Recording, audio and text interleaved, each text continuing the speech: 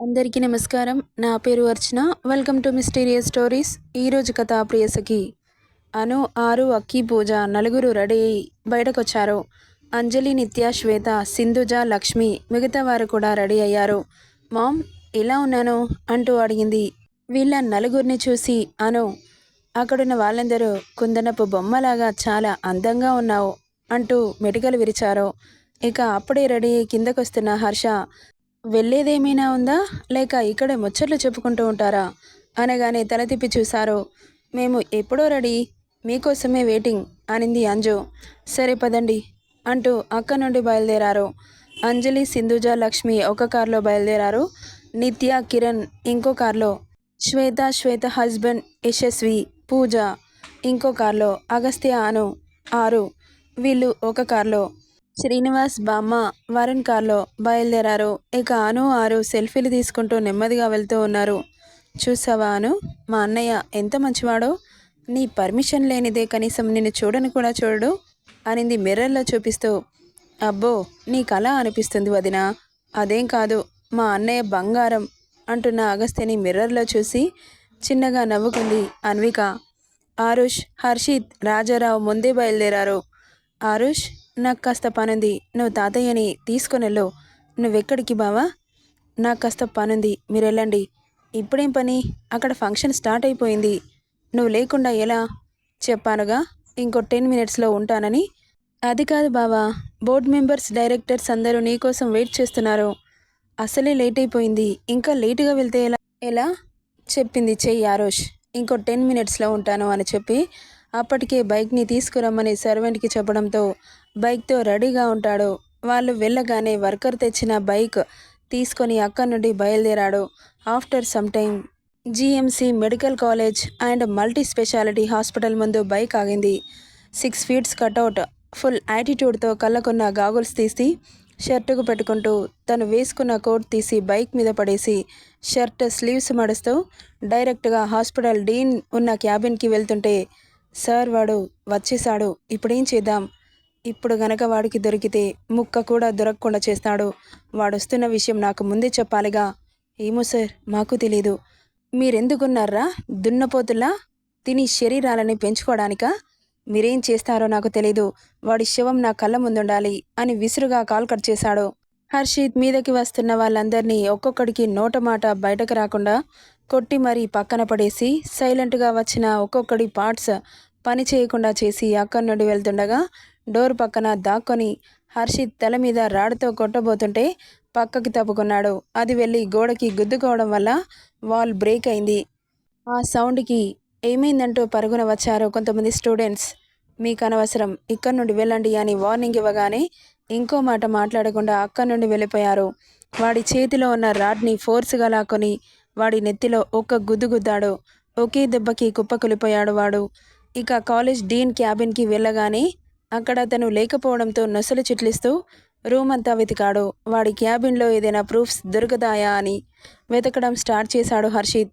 ఇక ఏమీ దొరక్కపోవడంతో వెళుతుండగా ల్యాప్టాప్ బెంచ్ కింద కనబడడంతో దాన్ని ఓపెన్ చేసి మెయిల్స్ చెక్ చేస్తున్నాడు. అందులో ఏ ప్రూఫ్ కనబడలేదు. ఇక లాస్ట్ ప్రయత్నంగా ఓపెన్ చేయని ఒకే ఒక ఫోల్డర్ ఉండడంతో దాన్ని ఓపెన్ చేస్తుంటే పాస్వర్డ్ అడుగుతోంది. 2-3 టైప్స్ ఆఫ్ కొట్టి చూశాడు. రాంగ్ పాస్వర్డ్ అని చూపెట్టడంతో, బాబు యాంగర్ లిమిట్స్ క్రాస్ అవుతున్నాయి. ఇక తెలివిగా ఆలోచించి లాస్ట్ అండ్ ఫైనల్గా ఇప్పుడు గనక రాంగ్ పాస్వర్డ్ కొడితే లాక్ అయిపోతుంది అని తన తెలివినంతా ఉపయోగించి ఒక పాస్వర్డ్ కొట్టగానే ఓపెన్ అయింది. ఫోల్డర్ ఓపెన్ చేసి చూసిన హర్షిత్కి దిమ్మ తిరిగిపోయింది. ఆ వీడియోస్ని చూడలేక కళ్ళు మూసుకున్నాడు. అందులో వీడియోస్ అన్నీ హర్షిత్ మెయిల్కి పంపించుకొని ఒక ఈవిల్ స్మైల్ ఇస్తూ అక్కడ నుండి ఫంక్షన్కి బయలుదేరాడు. ఇక్కడ ఆరు వాళ్ళ కార్ ఫంక్షన్ జరిగే ప్లేస్కి దగ్గరలో ఉంది. ఇంకో 10 మినిట్స్లో చేరుకుంటుందనగా సడన్గా ముందు నుండి ఒక ట్రక్ వాళ్ళకి డ్యాష్ ఇస్తుంది అనగా వెనుక ఉన్న కార్ ఆరు వాళ్ళ కార్ని ఫోర్స్గా వచ్చి లెఫ్ట్ సైడ్కి దూసుకుంటూ కారుతో సహా వెళ్ళిపోవడంతో ఆ ట్రక్ బారి నుండి తప్పించుకుంది. అగస్త్య కార్ హర్ష వాళ్ళని గమనిస్తూ వెనకే రావడం వల్ల ఎదురుగా వస్తున్న ట్రక్ని క్షణాల్లో పసిగట్టి ఆ ట్రక్ వీళ్ళ దగ్గరికి వస్తుందని క్యాచ్ చేసి సెకండ్లో వీళ్ళ కార్ని తప్పించాడు. లేకపోతే ట్రక్ కింద పడి కార్ నుజ్జు నుజ్జు అవుతుండే. కారులో ఉన్న వాళ్ళందరినీ అగస్త్య కార్ ఎక్కించి అక్కడి నుండి రిటర్న్ అవుతుండగా ఎక్కడికి వెళ్తున్నారండి, ఇప్పుడు వాడిని వెతుక్కుంటూ వెళ్ళడం అవసరమా అని అడిగింది అంజు. ఏదో యాక్సిడెంటల్గా జరిగింది అంటున్న ఆమె మాటలకి ఓ షార్పు లుక్ ఇవ్వగానే భయపడి మౌత్ మ్యూట్ చేసుకుంది. అగస్త్య, మీరు వెళ్ళండి, నేను ఇంకో 5 మినిట్స్లో మీ ముందుంటాను అని సీరియస్గా చెప్పి అక్కడి నుండి వెళ్ళిపోయాడు హర్ష. హర్షిత్ ఎలాగైనా కాలేజ్ డీన్ని అటాక్ చేయడానికి వస్తాడు, అతనటు వెళ్ళగానే ఆరుని చంపొచ్చు అని ప్లాన్ వేశారు. బట్ ఇక్కడ హీరో బాబు ఉన్నాడు అన్న విషయం మర్చిపోయినట్లున్నారు. ముందున్న ట్రక్ని ఓవర్టేక్ చేస్తూ కార్లో నుండి ట్రక్ని బాగా అబ్జర్వ్ చేసి ఆ ట్రక్ మీదకి దూకడానికి రెడీ అయ్యాడు. ఇక కార్ డోర్ని కాల్తో ఫోర్స్గా తన్ని ట్రక్ మీదకి దూకేశాడు హర్ష. ఇక అక్కడి నుండి డ్రైవ్ చేస్తున్న వాడి దగ్గరికి వెళ్ళి డ్రైవింగ్ సీట్లో కూర్చున్న వాడిని ఒక్క తన్ను తనగానే పోయి డివైడర్ అవతల పడ్డాడు. హ్యాండ్ బ్రేక్ వేసి క్లచ్ మీద కాలు పెట్టగానే ట్రక్ ఆగింది. ట్రక్లో నుండి బయటకు దూకి డివైడర్ అవతల పడ్డవాడు బ్రతికున్నాడా లేక చచ్చాడా అని వెళ్ళి వాడి ముక్కు దగ్గర వేలు పెట్టి చూడగానే వాడు చచ్చాడు అని నిర్ధారించుకొని ట్రక్ డోర్స్ ఓపెన్ చేయగానే ఒక 10 మంది గర్ల్స్ అందరికీ డ్రగ్స్ ఇంజెక్ట్ చేసి వ్యభిచార గృహాల్లోకి షిఫ్ట్ చేస్తున్నారు. ఒక్కరు కూడా కాన్షియస్లో లేరు. డ్రగ్ ఇంజెక్ట్ చేయడం వల్ల మత్తులో తూలుతూ ఉన్నారు. వాళ్ళని చూసిన హర్షకి కళ్ళు బగబగా మండే రుద్రుడిగా మారిపోయాడు. వాళ్ళ పరిస్థితిని చూస్తుంటే ఒక్కసారిగా గుండె చివుక్కుమంది. ఇక ఎలాగైనా వాళ్ళని కాపాడాలని ట్రక్ డోర్స్ క్లోజ్ చేసి అక్కడి నుండి డ్రైవింగ్ సీట్లో కూర్చొని స్టార్ట్ చేసి ముందుకు వెళ్ళగానే 2-3 ట్రక్లు హర్ష ఎదురుగా రావడం గమనించాడు. వెంటనే పాకెట్లో ఉన్న మొబైల్ తీసి కాల్ చేసి ట్రక్ని రోడ్డు పక్క నుండి డ్రైవ్ చేస్తున్నాడు.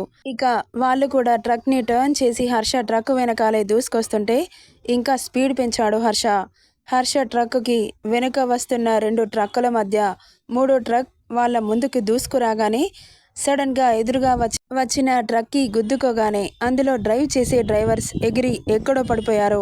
హర్షిత్ ట్రక్ దిగి వెనక ట్రక్లలో ఎవరైనా ఉన్నారా అని మొత్తం చెక్ చేసి ఆ ట్రక్స్ని వదిలి హర్ష ట్రక్ వెనకాల సెక్యూరిటీగా ఇంకా ఎవరు అటాక్ చేయకుండా గమనిస్తూ తన పక్కనే డ్రైవ్ చేస్తూ ముంబై సిటీకి ఎంట్రీ అయ్యి ఫుల్ సెక్యూరిటీ అలర్ట్ చేసిన హాస్పిటల్కి ఆ అమ్మాయిలను అందరినీ తరలించారు. ఇక వీళ్ళిద్దరితో పాటు అక్కడ హాస్పిటల్ సిబ్బంది, హర్షిత్ సెక్యూరిటీ అందరూ కలిసి వాళ్ళకి హెల్ప్ చేశారు. ఈ విషయం తెలుసుకున్న మీడియా మొత్తం హాస్పిటల్ని చుట్టుముట్టింది. వాళ్ళని క్వశ్చన్లతో చంపడం స్టార్ట్ చేశారు. మీడియా హర్షిత్ ఎవరికో కాల్ చేసి అసలు మీడియాకి ఎవరు ఇన్ఫామ్ చేశారో, ఈ విషయం బయటకు వస్తే ఎంత ప్రాబ్లం అవుతుందో తెలుసు కదా, ఇంత నెగ్లెక్ట్గా ఎలా ఉన్నారు అని ఫైర్ అయ్యాడు బాబు. మీకు ఈ విషయం ఎలా తెలిసింది సార్, వాళ్ళని ఎలా అటాక్ చేశారు అని మీడియా ప్రశ్నల వర్షం కురిపిస్తుంటే హర్ష వాళ్ళు అడిగిన ప్రశ్నలకి సమాధానం చెప్పి అక్కడి నుండి బయలుదేరుతుండగా ఈ ఒక్క క్వశ్చన్కి ఆన్సర్ చెప్పండి అంటూ అడుగుతుంటే హర్షిత్ డాడ్ చెప్పినా కానీ వీళ్ళు అడుగుతూనే ఉంటారు, ఇక్కడ ఉండడం అంత మంచిది కాదు, ఇక్కడ నుండి వెళ్ళిపోదాం పదండి అంటూ బయలుదేరారు. అసలు ఎక్కడికి వెళ్ళావు నాన్న అడిగాడు హర్ష. మ్యాటర్ మొత్తం చెప్పాడు హర్షిత్. తను చెబుతున్నంతసేపు కోపంతో చేతి నెరాలు పైకి తేలాయి.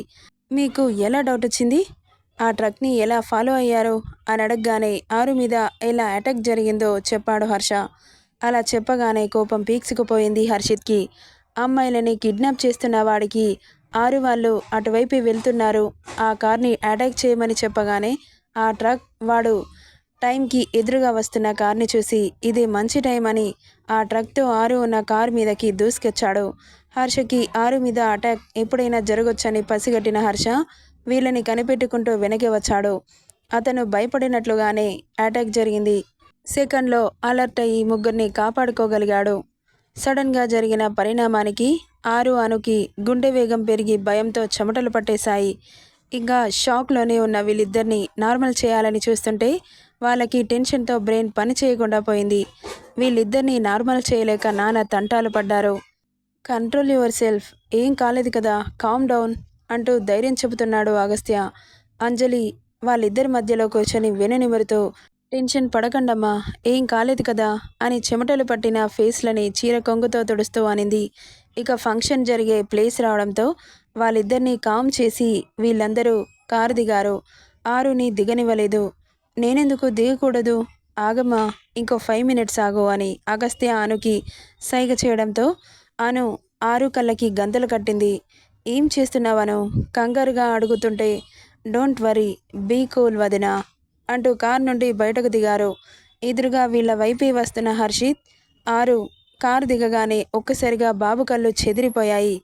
పాలలో కడిగిన ముత్యంలా మెరుస్తున్న ఆరుని చూసి ఒక్కసారిగా నిలుక్కుపోయి నిలబడి ఆమె అందానికి దాసుడై చూస్తూ ఉండిపోయాడు.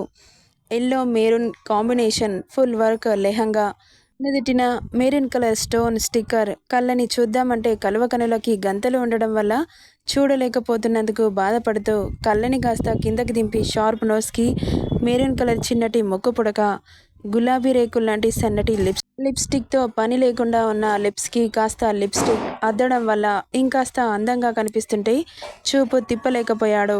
ఊరిస్తున్న పెదవులని చూసి కష్టంగా చూపు పక్కకు తిప్పుకుంటూ శంఖం లాంటి మెడకి ఎల్లో మెరూన్ కాంబినేషన్లో డైమండ్ నెక్లెస్ ఆ మెడకి ఇంకాస్త అందాన్ని తెచ్చిపెడుతుంటే అతని పెదవులు ఆటోమేటిక్గా విచ్చుకున్నాయి. కళ్ళని కాస్త కిందకి తెచ్చి దుపట్టాతో కవర్ చేసినా కానీ స్పష్టంగా కనిపిస్తున్న ఆమె స్ట్రక్చర్ని చూసి కళ్ళు అలాగే నిలిచిపోతే ఆ కళ్ళని కష్టంగా కిందకి తెస్తూ సన్నటి మల్లెతీగ లాంటి నడుముకి వైట్ కలర్ డైమండ్ స్టోన్తో ఉన్న సన్నటి నడుం గొలుసుని చూస్తూ బ్లౌజ్కి స్కర్ట్కి మధ్యలో నిలవంకల సన్నగా పాలమీగడ లాంటి నడుము అతని కళ్ళకి కన్నుల విందు చేస్తుంటే ఒక్కసారి టచ్ చేయాలని మనసు ఊళ్ళూరుతుంటే ఆమె గోల్డెన్ హోల్ కనిపిస్తుందేమోనని దొంగ చూపులు చూస్తున్నాడు. కానీ కనిపించట్లేదే, రాక్షసి మొత్తం కప్పేసింది, నడుము కూడా సన్నగా కనిపిస్తోంది అని లోపల ముద్దుగా తిట్టుకొని, అయినా అది మంచిదే, చూపెట్టాల్సింది నాకు కానీ వేరే వాళ్ళకు కాదుగా, నా బేబీ బంగారం 24 క్యారెట్స్ కంటే ఎక్కువ, దేవుడిచ్చిన గొప్ప గిఫ్ట్, తనని దేనితో పోల్వలేనిది అని అనుకుంటూ మొత్తానికి ముత్యానికి ముస్తాబు చేసినట్లు ముద్దుగా అనిపిస్తుంటే అడుగులు చిన్నగా ఆమె వైపుకు కదులుతుంటే అప్పటి వరకు పాపని చూసి ఫ్లాట్ అయిన హర్షిత్ని చూసి అను అగస్త్య ఇద్దరు చిన్నగా నవ్వుకున్నారు. ఇక సార్ వారు వస్తున్నారని మెల్లగా అక్కడి నుండి జారుకున్నారు. వాళ్ళిద్దరి మధ్యలో మనం ఎందుకని మిగతా వారు కూడా వాళ్ళిద్దరిని డిస్టర్బ్ చేయలేదు. ఇక వెళ్తున్న అనుపాప నడుంగిల్లేశాడు అగస్త్య. ఒక్కసారిగా చెంగుమంది, ఓయ్ ఏం చేస్తున్నావు? ఏం చేస్తున్నానో అర్థం కాలేదా? ఇంకోసారి చేసి చూపెట్టనా అని ఆమె నడుంగిల్లబోతుంటే మెల్లగా పక్కకు తప్పుకుంది అను. నువ్వు చూడ్డానికి చాలా ఇన్నోసెంట్లా కనబడతావు కానీ వెరీ స్మార్ట్. అబ్బో ఎందులో స్మార్ట్గా ఉన్నానో ఏమో నాకు అలా అనిపించింది. సరే కానీ యువర్ లుకింగ్ సో గార్జియస్ అన్నాడు ఆమె చెవి దగ్గరికి వచ్చి. అతని వెచ్చటి శ్వాస చెవికి తగలగానే సిగ్గుతో బుగ్గలు గులాబీలయ్యాయి. ఆమె అలా సిగ్గుపడుతుండడం చూసి, ఇలా సిగ్గుపడితే చాలా క్యూట్గా ఉంటావు అన్నాడు కొంటెగా చూస్తూ. పోండి సార్, నిన్ను వదిలి నేనెక్కడికి పోవాలి? నువ్వు వస్తానంటే ఇద్దరం కలిసి వెళ్దాం అన్నాడు చిరునవ్వుతో. అతను అలా నవ్వుతుంటే అతని పళ్ళ వరుస ముత్యాల్లా మెరుస్తున్నాయి. అప్పుడు చూసింది అగస్త్యని. Ash colour shirt, formal pant shirt buttons పెట్టుకోకపోవడం వల్ల తెల్లటి ఛాతీ దర్శనమిస్తుంటే అలాగే చూస్తూ ఉండిపోవాలనిపించింది. బాలీవుడ్ హంక్లా ఉన్న అగస్త్యని అలాగే చూస్తూ ఉండిపోయింది. అతని 6 ప్యాక్ బాడీ షర్ట్ నుండి స్పష్టంగా కనిపిస్తుంటే ఒక్కో ప్యాక్ని పైనుండి కింది వరకు స్కాన్ చేస్తూ ఉంది అను. ఏంటి పాప, కొరికేస్తావా అలా చూస్తున్నావు అన్నాడు ఆమె చూపులకి చిన్నగా నవ్వుకుంటూ. ఒక్కసారిగా తల పక్కకు తిప్పేసింది. అతని మాటలకి బాబోయ్, ఈయన బాడీ ఏంటి మరి ఇంత టెంప్టింగ్గా ఉంది, చిచి నేనేంటి ఇలా మాట్లాడుతున్నాను అని అనుకుంటుండగా చిటికేసిన సౌండ్కి తేరుకొని అగస్త్యని డైరెక్ట్గా చూడలేక కళ్ళు కిందకి వాల్చేసింది. ఏమైంది, ఇప్పటి వరకు ఏమో తినేసేలాగా చూసావు, ఇప్పుడేంటిత్తగా సిగ్గుపడిపోతున్నావు? ఇప్పుడు అర్థమైందా నేనెందుకు నిన్ను స్మార్ట్ అన్నానో అన్నాడు కళ్ళెగరేస్తూ. చూసినా తప్పైనా సార్ అనింది అతన్ని చూడకుండానే. తప్పని నేను అనలేదు కదా, నువ్వెప్పుడు నన్ను డైరెక్ట్గా చూడలేదు అనుకున్నా, ఇప్పుడు చూసావని నాకు చాలా హ్యాపీగా ఉంది అంటుంటే చిన్నగా నవ్వి you are looking so handsome అనింది. కమ్ అగైన్ అన్నాడు మళ్ళీ వినాలని. మీకు వినబడిందని నాకు తెలుసులేండి సార్, మళ్ళీ ఎందుకు అడగడం? నో నో నో వినబడలేదు, ప్లీజ్ టెల్ మీ. మీరు చాలా అందంగా ఉంటారు సార్ అంటుంటే నీకంటేనా?